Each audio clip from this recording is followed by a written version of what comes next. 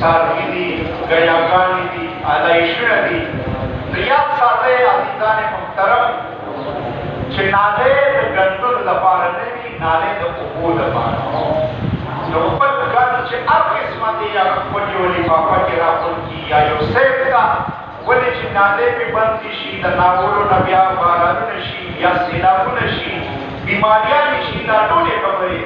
نو خپل ماشومان هیر چاپېر هغې پوهېږي چې څوک میلاویږي، هغې ته هم ښه په مینه باندې وایې چې د صفایۍ خاص کر د نالۍ ډېر زیات خیال وساتي چې په نالۍ کې آلایشونه لري، دغه شانې چې کوم دی په نالۍ کې ګندونه، ګیاګانې دا نه غورځوئ. ولې چې دې سره دا ټول ښار باندې چې کومه ګیا دا آلایش دی لرې دی، هغه چې کوم دی یو سیف ته یا چې کوم دی خپل ځای ته ورسي. ولې چې دا تر پیل او دویم ورځ په دې ټول ښار کې یو بدبویي وي، او دا بدبویي دا ده چې WSSP والا هغې غریبانان خپل کار کوي، خو چې دې ورته ځای ته ورسي یا چې کوم دی کم از کم چې نالۍ ته ورغورځولی شي.